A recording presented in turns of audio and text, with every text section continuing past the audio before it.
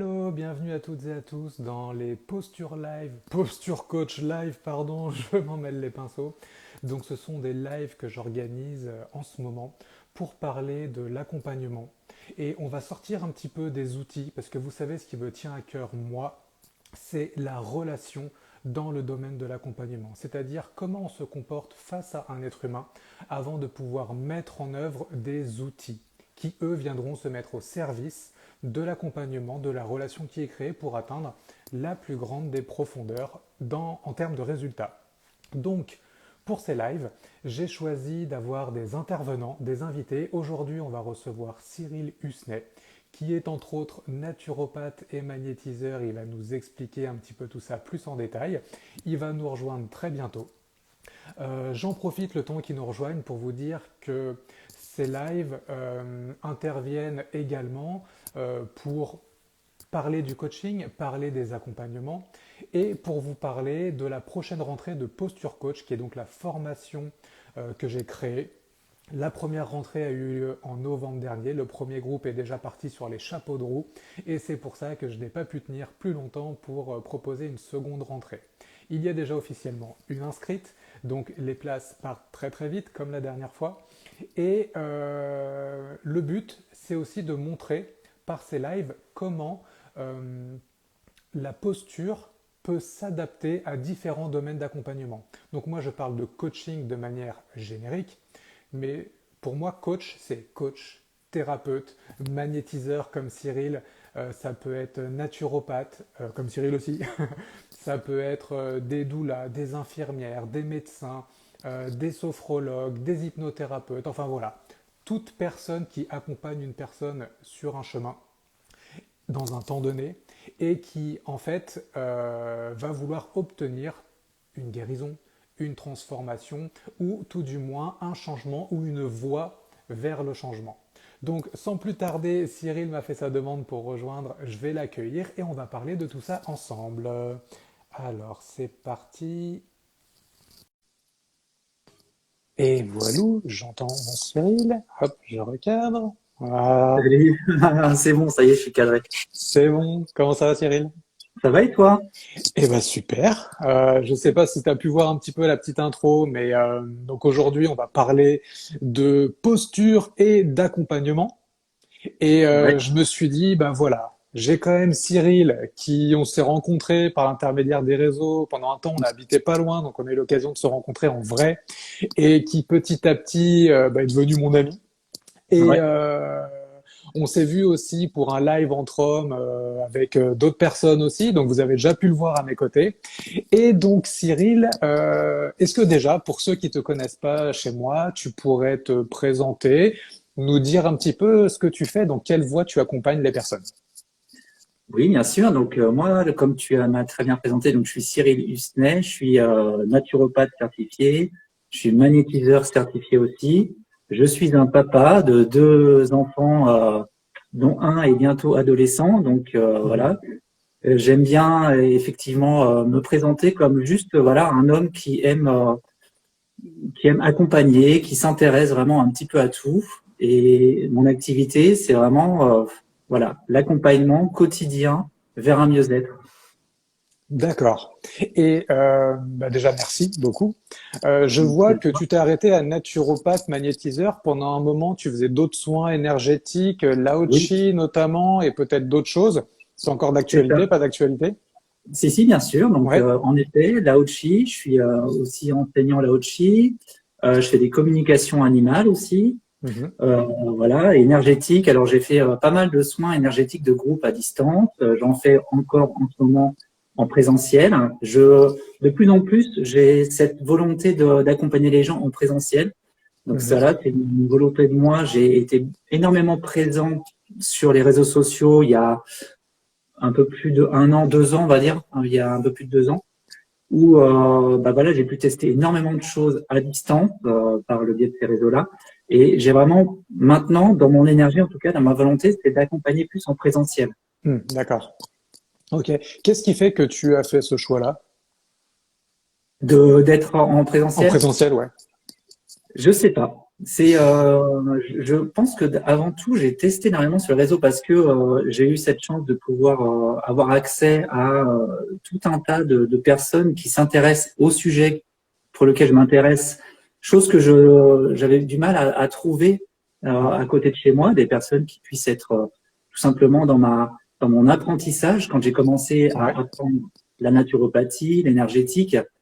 On a besoin de tester forcément déjà pour se prouver certaines choses, que ça fonctionne, qu'on est bien à sa place, accepter ce cheminement d'aller vers l'autre aussi. Et ça, quand on fait une formation, il y a certes des stages qui sont très intéressants et importants de faire, mais il y a aussi, pour moi, l'apprentissage qui est hyper important et qu'on n'a pas forcément, que les formations ne nous mettent pas vraiment, ne mettent pas un point d'orgue dessus.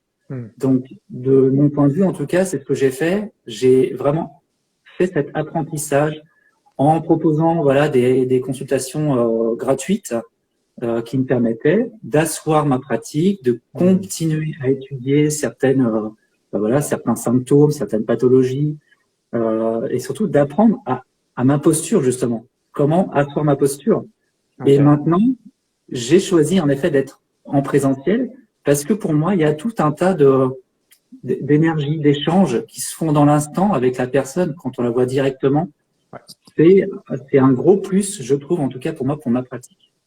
Ok, c'est intéressant du coup parce que ce que j'aime bien aussi, c'est ce petit truc, je sais pas si vous l'avez noté derrière votre écran, c'est en gros, je sais pas pourquoi, mais je l'ai fait.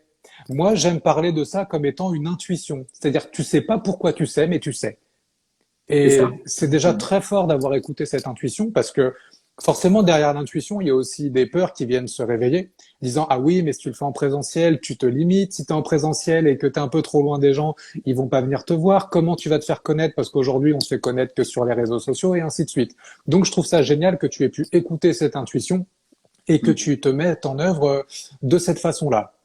Alors, moi, ce que j'ai envie de te demander, Cyril, c'est soin Lao-Chi, enseignement Lao-Chi, magnétisme. Et dans la naturopathie, on sait communément qu'il y a 10 techniques, 4 cures. Comment tu mets tout ça en œuvre avec tes clients, mon Cyril? En fait, c'est vrai que ça fait pas mal d'outils, je suis d'accord. Comment je mets en œuvre? En fait, il y a énormément d'intuition. Évidemment, avant tout, il y a beaucoup d'observation, d'écoute. Quand je reçois une personne, je vais pas lui dire, bon, ok, vous venez me voir, je vais vous faire un soin énergétique. C'est avant tout un échange qu'on va faire, que ce soit en présentiel ou à distance, hein, c'est exactement la même chose. C'est de capter vraiment la globalité de l'attente de la personne.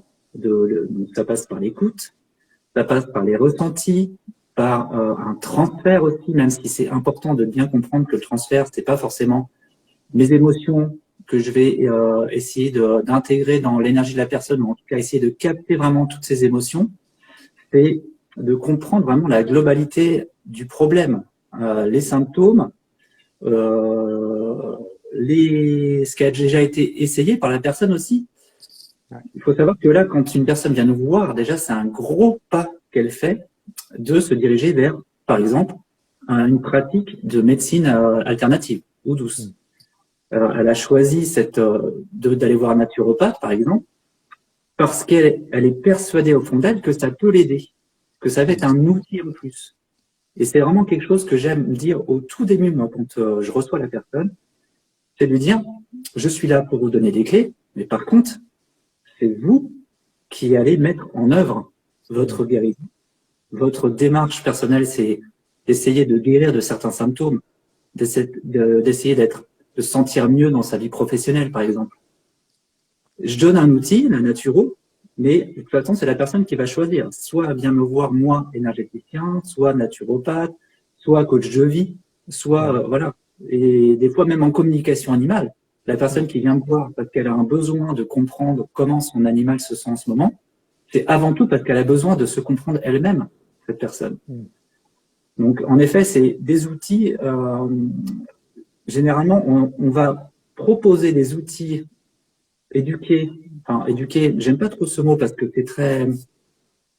c'est très clivant. C'est plutôt proposer à la personne, voilà, des outils qui lui parlent, qui sont concrets, qui lui permettent, qu'elle peut intégrer aussi dans son quotidien, parce qu'on va pas lui dire, par exemple, à la personne, vous allez courir 10 km tous les jours pendant 3 semaines. Si elle a jamais couru, on va pas. Faut être conscient aussi de toutes ces facettes de la personnalité.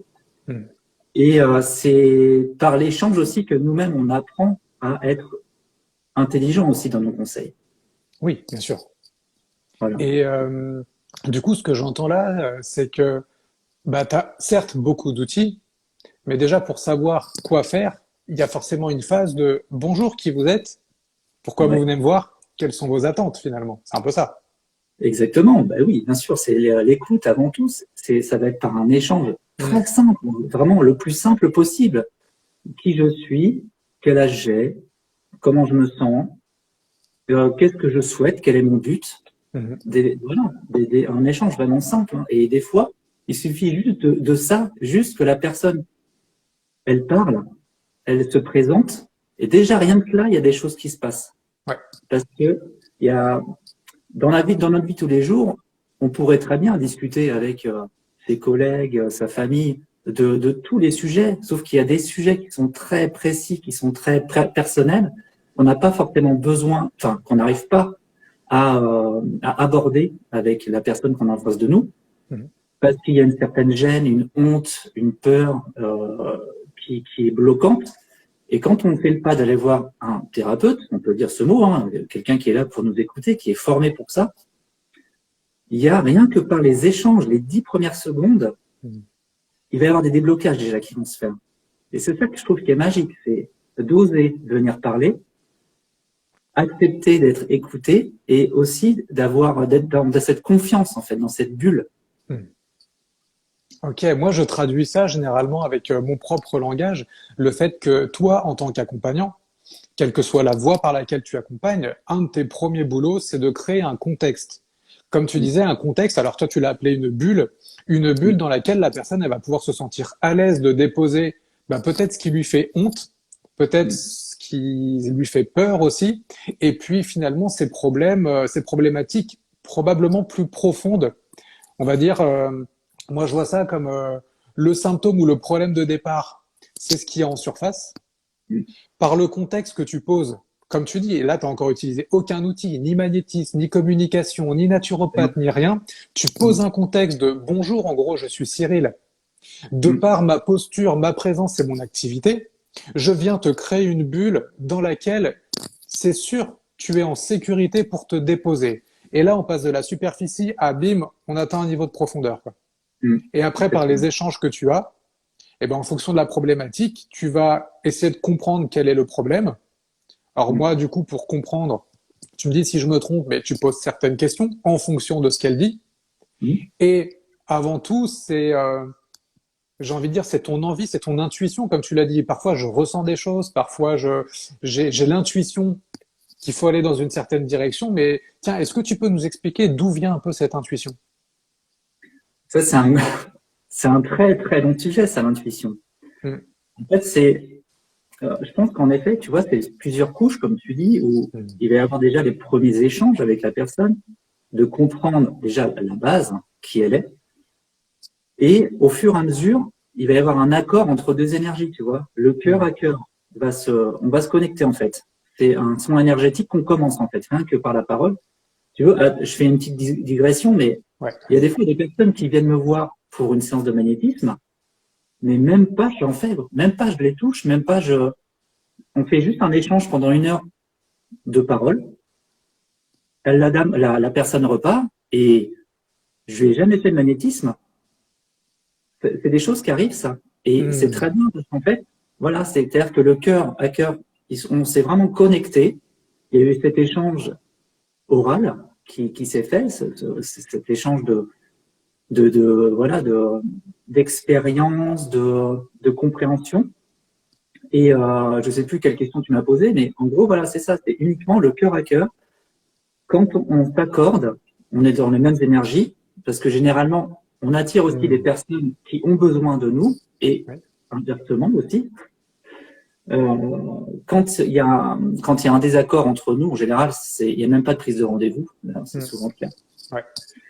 Voilà, donc je sais plus quelle était ta question parce que je me suis un peu égaré, mais Alors, ma question, moi, je trouve que tu as répondu en partie, puisque je te disais, comment se manifeste, en fait, d'où vient cette intuition plutôt? voilà. Donc l'intuition, en effet, c'est quand on est connecté comme ça, cœur à cœur. Hmm. Euh, Enfin, moi, personnellement, ça arrive comme des messages, simplement, parle-lui de ça. Est-ce que tu peux lui poser cette question? En gros, c'est comme si j'avais on appelle ça des guides, ou alors ça peut Ouais. être tout simplement la psyché qui vient faire des connexions entre des savoirs que tu as et ce qui peut être très pertinent comme conseil pour cette personne-là. Hmm. Donc, ce sont des messages qui viennent déjà par ta conscience actuelle sur tout ce que tu as pu étudier, tout ce que tu connais, et voir un peu si ça colle avec la personne. Mhm. En général, quand tu poses une question qui a une réponse directe, qui est à cœur ouvert, tu sais très bien quel outil utiliser pour débloquer encore un peu plus voilà, ce qu'il y a à débloquer en fait. Ouais, ok. Tu vois. Donc ça, c'est vachement intéressant parce que souvent, en tout cas, moi, c'est l'impression que j'ai avec les personnes bah, et que je forme et que j'ai accompagné avant dans les accompagnements individuels que je fais, c'est que l'intuition, on pense parfois ne pas en avoir Mm. et plutôt, moi, j'aurais l'impression que tout le monde en a, mais qu'il faut apprendre à la reconnaître plutôt. Comment tu fais, toi, pour distinguer une intuition de, on va dire, une interprétation qui est faite par, je sais pas, ton mental, ton expérience ou peut-être une partie un peu égotique qui veut montrer un savoir. Est-ce que tu arrives à faire la nuance et comment? Ouais, j'arrive à faire la nuance. Alors moi, ça se manifeste personnellement. Ça se Mhm. manifeste par un frisson total dans tout le corps. Je Ok, sais quand il y a une intuition, quand il y a vraiment une manifestation physique. ok. Et quand c'est pas une intuition, je le sens aussi. C'est-à-dire, euh, c'est l'ego en fait qui revient. Comme tu dis, tu vas vouloir conseiller quelque chose. Je sais quand c'est mon ego en fait qui me dit, vas-y, conseille-lui ça, et puis tu verras que tu seras plus fort qu'elle. Et Mhm. quand je sais qu'il y a cette sensation qui vient en moi, tout de suite, je me recentre et j'essaie de récupérer des informations en elle et en moi qui me permettent de donner des choses plus justes. Mhm. Et d'ailleurs, dans cette posture-là, donc, que tu as intitulé la posture sur la posture du thérapeute, c'est de bien faire la différence entre son intuition et un canal égotique ou un conseil égotique. Ouais. Et ça, c'est uniquement, je pense, aussi par l'expérience. Au fur et à mesure de de notre expérience en tant que thérapeute, on va tout de suite savoir si c'est cette intuition ou si c'est ce canal égotique. Ouais. Et c'est assez long et c'est uniquement par l'expérience. On pourra apprendre plein de choses dans les documents, dans les livres et tout, Mhm. même si on a des livres qui viennent à nous à des moments donnés qui sont clés dans notre développement personnel à nous. Euh, tout ça, en fait, c'est que du savoir qu'on a intégré jusqu'à maintenant. Mais l'intuition, ouais, c'est quand même quand on commence à comprendre comment ça fonctionne, et ça c'est totalement personnel aussi. Tu peux pas dire comment la personne elle peut trouver son intuition. En gros, comme tu dis, tout le monde en a une. Oui.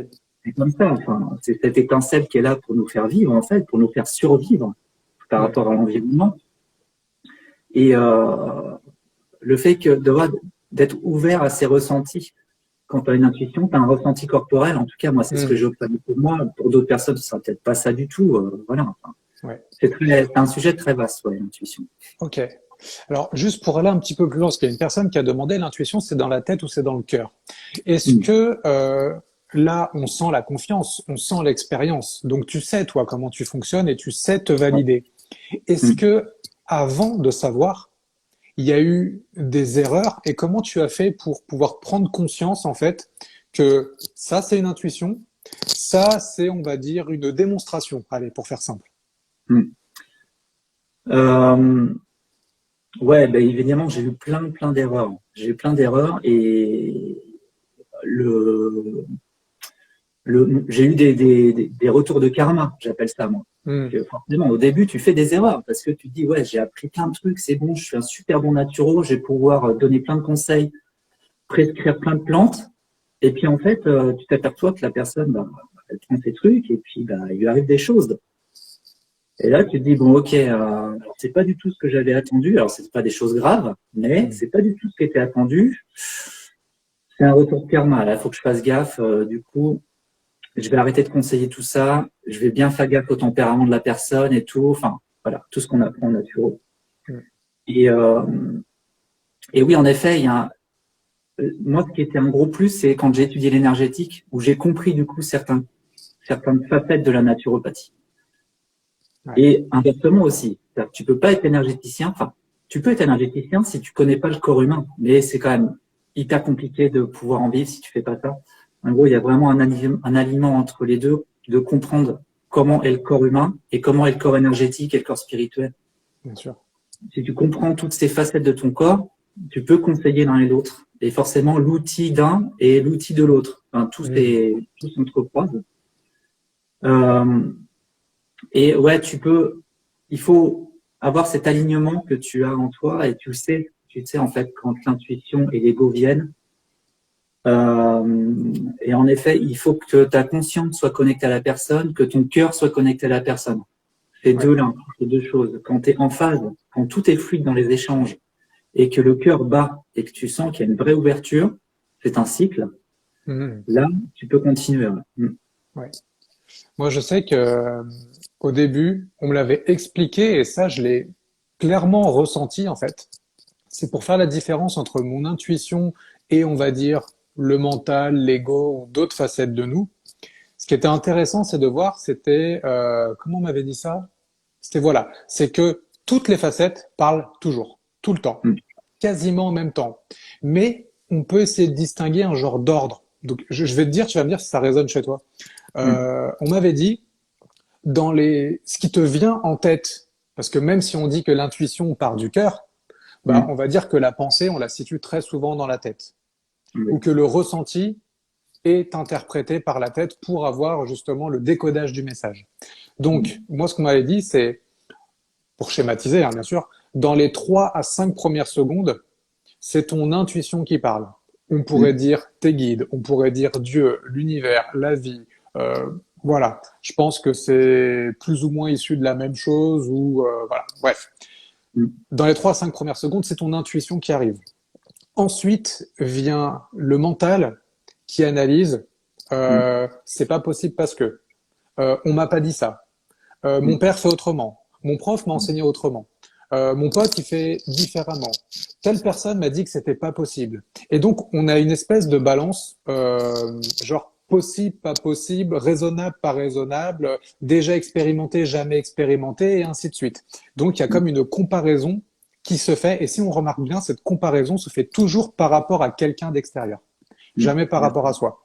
Exact. Et ensuite, il y a la partie ego. Alors ensuite ou en même temps, il y a la partie ego qui vient dire, si je lui dis ça, je vais lui montrer un certain savoir, je vais lui montrer que j'ai raison, je vais lui montrer Mm. que moi je suis quelqu'un de connecté. Et quand on a une pensée qui veut essayer de montrer, prouver, euh, expliquer ou surexpliquer, on va dire, tenter d'avoir raison, là c'est la partie ego qui veut montrer, je sais, j'ai Mm. raison et tu as tort ou en tout cas toi tu es inférieur. Donc il y a une posture de je me mets au-dessus. Et Mm. généralement tout ça parle en même temps. Le but là-dedans, tout en faisant des erreurs, parce qu'on fait forcément des erreurs le temps de s'ajuster, c'est Mm. d'essayer de capter la première pensée originale qui n'a pas été filtrée par la balance bénéfice-risque possible, pas possible, et l'aspect de je vais te montrer mes capacités. Et c'est vrai Exact. que souvent, moi quand j'ai commencé à pratiquer avec des gens, eh ben, j'avais cette partie égotique qui était très présente. Pourquoi? Parce que j'avais tellement pas confiance en moi et en mes ressentis que j'avais besoin de prouver à l'autre que mes études, je les avais bien apprises et que j'avais bien assimilées, que Mm. j'avais raison, que j'avais une connaissance que tu n'avais pas et que d'une certaine manière, je commençais à faire hop et je me place supérieur à toi pour te Mm. montrer que je sais, quoi. Ces personnes avec qui j'ai agi comme ça, je les ai jamais revues. Ouais. Exactement. Donc je sais pas ce qui s'est passé, est-ce que j'étais bon, pas bon. Bref, c'est pas ça la question. C'est juste pour Mm. dire que voilà, petit à petit, j'ai appris à reconnaître aussi quel était le message, même s'il me fait pas plaisir, même s'il Mm. me fait dire je sais pas, même si l'autre ne me valide pas derrière. En Mm. fait, la validation de l'intuition pour moi, elle est intérieure parce que j'ai su par l'expérience, par le ressenti, par le répondant que j'avais en face aussi, déterminer que là, j'ai écouté le message non filtré, là, je l'ai filtré par rapport à moi, mes croyances, mes peurs, mon histoire, mes expériences et éventuellement les expériences des autres clients que j'ai déjà eus, qui ont déjà vécu le schéma, comme ça, comme ça, comme ça, comme ça, comme ça. Et donc, pour toi, bah, je prends un raccourci, tu commences à me raconter ça, je le raccroche à une histoire et je te déroule un truc en mode devin, je sais tout, quoi. Ouais, exactement. Ouais. Et Donc, c'est vrai, mais ça, vas-y. ouais, je pense aussi que tu vois, c'est le système aussi d'apprentissage qui est comme ça. C'est-à-dire, je sais pas, tu choisis n'importe quelle formation, on va t'apprendre plein de trucs, il faut que tu apprennes par cœur. Et donc, forcément, tu mets tellement d'énergie à retenir toutes ces informations, sans forcément les tester, hein, que le jour où tu tombes justement sur une personne qui a besoin de ces informations, tu vas les réciter, tu vas les dire, et forcément, tu Ouais. vas te sentir t'élever, mais vraiment, enfin, tu vas te Mm. sentir vraiment te relever comme ça, énergétiquement, bref. Et c'est pas forcément de ta faute aussi. C'est-à-dire que ça fait partie de l'apprentissage Ouais. et de l'écoute de l'intuition de te dire, bon, bah, à un moment donné, j'aurais beau réciter tout ce que j'ai dit, si la personne en face, elle capte rien, elle me dit, mais wow, qu'est-ce que je viens faire ici? Il me prend pour une débile, je vais pas revenir parce que trop d'informations, Ouais. la personne est prise pour un moins que rien, forcément que la personne ne revient pas. Mm. Et c'est ça aussi, moi je trouve ça hyper important quand, quand on reçoit quelqu'un, de se présenter déjà et de mettre le cadre, comme je disais la bulle au début, Ouais. mettre le cadre pour dire je suis là comme un outil, vous venez une séance, on peut faire un accompagnement plusieurs séances, c'est vous qui voyez, il faut vraiment que tout soit clair, que tout soit concis, expliquer les tarifs, expliquer la durée de l'entretien, Mm. pourquoi, à quoi ça sert et tout. Enfin, en tout cas, moi, ce que je vois, c'est que tout soit clair, que tout soit dit et que la personne, elle reparte, qu'elle ait vraiment tout en tête sur voilà, ce qu'elle va vivre pendant Mm. cette séance. Ouais, tout ça, c'est très, très juste. Après, là où j'amène une petite, on va dire quoi, nuance, un avis personnel, c'est par rapport à, je vois qu'il y a plein de gens qui nous rejoignent et tout, et il y a beaucoup de naturopathes, il y a beaucoup de gens qui mettent leur pratique à côté, donc j'entends qu'il y a aussi beaucoup de gens concernés par ce qu'on dit aujourd'hui. Donc ça, c'est génial déjà. Euh, mais si je t'écoute, je me dis, attends, il faut créer une bulle, il faut expliquer ton contenu, tes tarifs, il faut poser des questions, il faut avoir plein d'outils, il faut être connecté à son intuition, il faut être relié cœur à cœur. Je fais ça comment en 10 minutes, en fait? Et c'est pour ça que là, moi, en tout cas, tel que je le transmets dans la formation, toutes ces étapes, ça prend un petit temps. Parfois plus long, parfois moins long. Mais j'ai envie de dire que la relation dont tu parles et qui se crée avec la personne, qui fait qu'elle va être en confiance, commence dès ta communication, avant même que tu saches qu'elle existe. Tu Dès qu'on tisses ouvre la déjà un porte. lien avec cette personne. Puis le cadre, le contexte, on pourrait dire que ça se voit.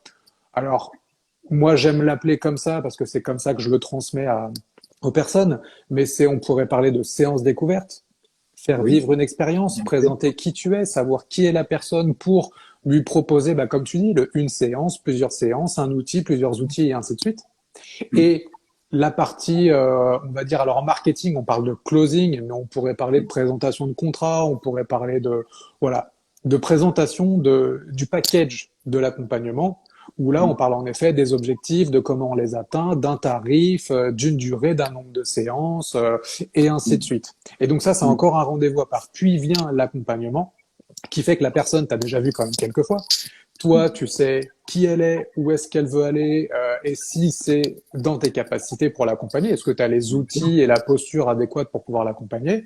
Ensuite, par la présentation, on va dire, du contrat, la partie closing, comme je disais, tu viens parler en fait de tout le contexte et du cadre que tu poses avec la personne pour que quand tu commences en séance, tout ça est déjà validé. Et là, tu pars en effet sur je me pose, je me connecte cœur et âme à la personne. Et là, on y va, on discute et on enchaîne petit à petit en fonction d'elle aussi le niveau de profondeur adéquat pour proposer telle ou telle chose. Est-ce que c'est Exactement. aussi comme ça que tu fonctionnes, toi, ou Alors moi, je fonctionne pas forcément avec, donc, de ce que je comprends de ce que tu m'as dit. Toi, tu Hmm. as plusieurs séances. avant Alors, d'engager. ouais, je décortique les différentes étapes en fonction Mm, des personnes, en fonction aussi de mm, mon parcours. C'est-à-dire que quand je mm, débutais, je faisais vraiment un rendez-vous spécifique pour chaque étape. mm, Aujourd'hui, où j'ai plus l'habitude, où j'ai mes clients qui sont beaucoup mieux ciblés d'une certaine manière, parce que ceux qui viennent me voir sont beaucoup plus au courant de ce que je fais, de comment je le fais, et mm, parce que moi j'ai eu la pratique aussi de communiquer. Et maintenant, j'arrive à regrouper deux rendez-vous en un seul, ce qui mm, fait que voilà, c'est plus facile pour moi de cibler un besoin, parce que la personne qui vient me voir sait plus clairement ce que je fais. Avant, quand j'étais flou, bah mm, forcément, il y avait besoin d'une étape qui était plus longue pour savoir qui est la personne, ce que je fais, est-ce que ce que mm, je fais, ça te correspond, est-ce que ton besoin correspond à ce que je sais faire. Et mm. du coup, ça prenait un certain temps. Donc la partie poser le cadre se faisait dans un second temps si la personne était OK que je lui présente quel cadre j'avais. Donc Bien sûr. voilà. Donc je comprends très bien maintenant, en effet, ce que Mm. tu me dis, et je pense que ça, c'est forcément très lié avec la pratique que tu présentes. Si, par exemple, je sais pas moi, tu vas voir un ostéo, bah, tu sais que l'ostéo, il est là pour remettre tes tendons, tes Oui. muscles, ton ossature, ton énergie, en fait. Tu vas voir un médecin, hop, tu sais que tu vas le voir parce que tu es malade et que tu veux des médicaments. Donc là, Mm. c'est pareil. Ça dure 10 minutes parce qu'il a déjà toutes tes coordonnées, tout est de la carte Ouais. vitale, enfin, voilà, tout est calé, on a l'habitude. Puis le Tu contexte vas est voir un déjà coach, posé, quoi. Ouais. c'est ça. Tu vas voir un coach de vie, forcément que, comme tu dis, il va y avoir plusieurs séances déjà toi te présenter, comprendre bien ce que veut la personne, vers où se diriger, et Mm. forcément que tu peux prendre plusieurs Ouais. séances. Et maintenant, j'observe les personnes qui vont voir des naturopathes. Je pense que maintenant, comme c'est une pratique qui commence à être très connue, on peut le dire, hein, Mm. avec ses bons et ses mauvais côtés, mais bon, c'est pas le sujet ici. En gros, la personne elle vient voir un naturopathe parce que elle sait que c'est pour son soin, pour son bien-être. Ouais. Donc, moi, quand une personne vient me voir, que ce soit pour du magnétisme, c'est pareil, le magnétisme maintenant, voilà, c'est connu depuis des siècles. Tu viens voir un magnétiseur parce que tu as un petit bobo au cœur, parce que tu as un petit bobo à la main, tu t'es brûlé. Bon, on sait directement en fait vers Mm. quoi se cibler. Et la connexion, en tout cas chez moi, elle se fait directement quand j'ouvre la porte et que j'accueille la personne. Ouais. Je sais directement, voilà, pourquoi elle vient me voir et parce que je l'observe physiquement et je vois son aura. Enfin, Mm. ça dépend effectivement ce que tu me disais, quelle pratique tu as. Et ça dépend aussi on est tous uniques en fait. Toutes les personnes que tu vas recevoir chez toi, elles sont, ou dans ton cabinet, hein, Mm. elles sont uniques. Donc Ouais. forcément, il va falloir que pour certaines que tu rabâches certaines choses, pour d'autres qui ont besoin d'être informées jusqu'au plus moindre détail, que tu ailles dans le détail, et d'autres qui viennent juste parce qu'elles ont entendu parler de toi et parce qu'elles ont envie de tester, bon bah ce sera plus évasif. Mhm. Mais c'est vraiment chaque rendez-vous est totalement différent. Ouais. Mm. Mm. Ça, c'est hyper intéressant parce que justement, moi, c'est ce qui m'avait fait m'éloigner un petit peu de la pratique de naturopathie telle qu'elle Mm. nous a enseignée à l'école. C'est Mm. parce qu'à l'école, une fois qu'on a fait le parcours, on ressort avec la pratique, c'est quoi? Donc, c'est une connaissance et une maîtrise des 10 outils et des 4 cures. Mm. Mais c'est surtout un questionnaire qui, chez nous, faisait à peu près 4 pages pour savoir qui tu es, d'où tu viens, comment tu manges, comment sont tes évacuations, que ce soit Mm. sel, urine, transpiration, voilà, dans quel contexte tu vis, est-ce que tu es marié ou pas, dans quel boulot tu es, comment tu dors, Mm. comment, enfin voilà. Est-ce que tu as déjà des traitements médicaux aussi? Parce que, bah, sans que le naturopathe soit médecin, il a une certaine connaissance de certaines molécules qui peuvent agir avec d'autres. Et c'est pour Mm. ça que parfois, bon, s'abstiendra d'intervenir et puis que faudra voir avec le médecin. Bon, ça, c'est plutôt de la déontologie et puis d'éviter de rentrer en conflit avec une autre pratique. Bien Mais sûr. voilà, on apprend tout ça. Et qu'est-ce qu'on fait Ouais. quand on débute? Bonjour, et tu Mm. remplis le questionnaire en fait. Et Et ouais. t'as l'impression que, en fait, en tant que client, bah, t'as l'impression que t'es face à un robot et pendant une demi-heure, t'es là. Je suis ici, je fais ça, je mange ça. Mais en fait, pourquoi tu viens me voir en fait? Et c'est pour ça que petit à petit, un jour d'ailleurs, c'est ça qui m'a fait switcher en fait, c'est que j'ai eu deux femmes coup sur coup qui sont venues Mm. me voir en me disant, écoute Eric, j'ai tel problème, mais je suis pas du tout prêt à revoir mon alimentation. Mm. Et là, je fais, oh, sachant qu'en naturo, on va dire que 90% de l'action est sur le corps physique et notamment dans l'assiette. Ouais. Même si la naturo prône l'holisme et que du Mm. coup, on fait rentrer d'autres facettes de la personne, d'autres corps en action, Bref, je suis pas là pour juger ça, mais bref, la personne me dit ça. Et moi, avec mon parcours de je vais agir beaucoup sur l'assiette, la personne me dit je suis pas prêt. Donc là, qu'est-ce que j'ai fait? Alors, symboliquement, j'ai pris mes feuilles et j'ai fait wow, allez, c'est parti, on improvise et j'ai discuté avec ces personnes comme si je recevais un ami en fait. On s'est posé. Ouais. Une fois c'était sur mon canapé, une fois c'était dehors dans le parc et tout, parce que c'était génial. Et voilà.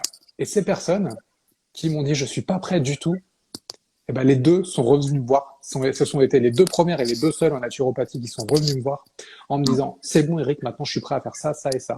Pourquoi en fait? Parce que ça je l'ai calculé quelques années après. C'était parce que j'avais considéré ces personnes, que je m'étais réellement intéressé à elles et leurs problématiques, que j'avais pas voulu intervenir, mais que voilà, j'ai répondu à leurs demandes. J'ai appris à les écouter. En fait, j'ai appris ici à déterminer que ma posture, donc par le fait d'être présent pleinement à elle, en ne pouvant me raccrocher à rien de matériel de ce qu'on m'avait appris, j'ai dû être juste focus face à elle, comme ça, en pleine écoute. Et je me suis intéressé à elle. Et j'ai posé des questions. Et j'ai voulu comprendre ce qui se passait chez elle. Et juste ça, ça a donné un déclic qui fait que 15 jours après, elle me rappelle, elle me dit, c'est bon Eric. Alors bien sûr, je leur avais donné 2, 3 petits conseils à la fin avec leur accord, mais elles m'ont dit, c'est bon, je suis prêt à aller plus loin. Et là, on a fait un travail formidable avec elle. Et c'est là où je me suis dit, en fait, ces personnes, et la deuxième personne me l'avait dit texto, parce que c'était quelqu'un qui faisait la même école que moi, qui avait accès aux mêmes profs que moi, ces profs qui sont des références dans le domaine de la naturopathie. Elle est venue me voir moi alors que j'étais encore étudiant. Mais je lui ai dit, mais pourquoi tu viens me voir? Elle me fait, bah, parce que c'est la façon dont tu parles des choses. C'est la posture que tu as qui, en fait, m'intéresse. Et je m'en fous d'avoir la référence, je te veux toi. Mais moi, je suis un débutant. Moi, je suis peut-être pas hyper efficace comme les profs auxquels tu auras accès. En plus, à des tarifs préférentiels parce que c'est nos profs, quoi. Elle me dit, je m'en fous, c'est toi que je veux. Et pareil, c'est là où j'ai eu le deuxième déclic. Les gens viennent me voir pour le cadre que je pose, pour qui je suis, avant de savoir ce que je vais faire. Exactement. Et ça, j'ai trouvé ça magnifique et c'est pour ça qu'après, je me suis orienté dans le coaching et que j'ai mis en œuvre, que je me suis cassé la gueule, que j'ai accompagné des gens, que je me suis jugé d'avoir été nul alors que la personne en face m'a dit que j'étais génial et que petit à petit, bah, c'est là où j'ai appris à créer un contexte, avoir une posture et puis me mettre au service des gens.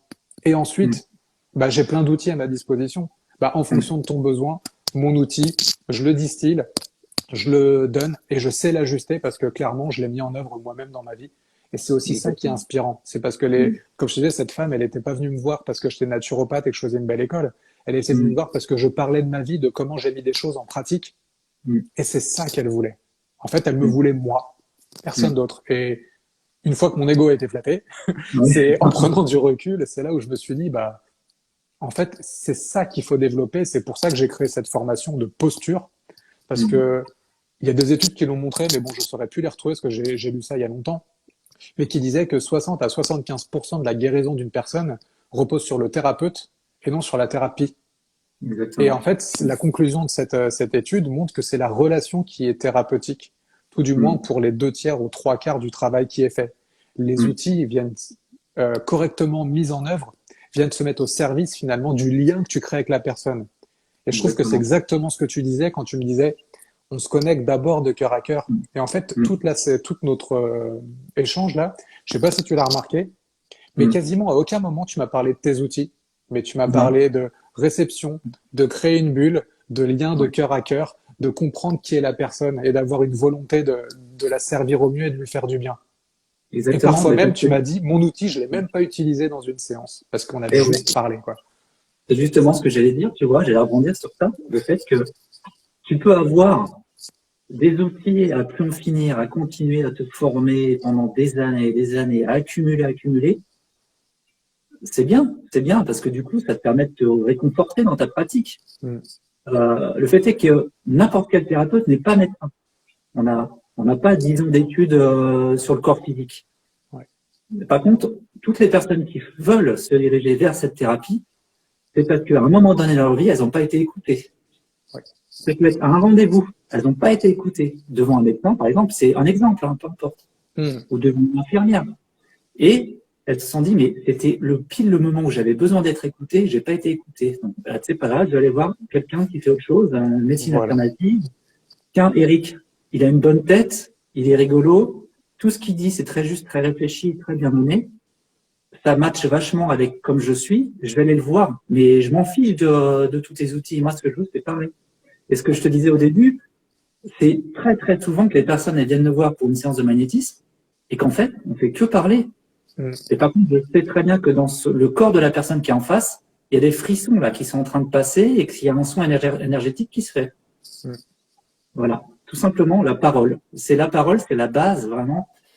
Quand une personne arrive devant nous, dans notre cabinet, et qu'on est là devant notre ordinateur à tapoter, tac, tac, tac, tac, tac, ok, votre poids, votre taille, machin, vous avez pris quoi comme médicament, vous avez votre liste, votre analyse sanguine, votre dernière analyse de sang, machin, du fer, ok. Et au bout d'une demi-heure, tu n'as toujours pas parlé à la personne, bah, elle est déjà partie, en fait, la personne, elle n'est plus là, c'est fini. C'est l'accueil. L'accueil, comment tu l'écoutes, qu'est-ce que tu veux, qu'est-ce qu'elle veut, qu'est-ce que tu veux lui faire passer comme message. Ouais, exactement, c'est très juste et très profond. Et l'écoute, c'est le meilleur moyen de savoir en fait ce qui se passe chez la personne. Parce que là, quand je t'entends, tu parles d'une série de symptômes et de manifestations physiques. Mais juste parfois comprendre comment la personne se sent te donne des indices dans le non-dit. Parce qu'elle va te parler d'une fatigue, elle va te parler d'un contexte, elle va te parler d'une relation, elle va te parler de quelque chose. Et toi, justement, avec ton œil et ton oreille, qui est capable de prendre du recul et d'écouter en gros ce qui n'est pas dit, tu vas pouvoir aussi faire des liens plus facilement, guidé par l'intuition forcément, qui va te dire, tiens, quand j'entends ça, moi je ressens ça, comment ça te parle toi? Bah, la personne se sent déjà considérée et écoutée. Et comme tu dis, juste ça, parfois, ça suffit à faire des grands changements. Peut-être pas tous les changements, mais des grands changements.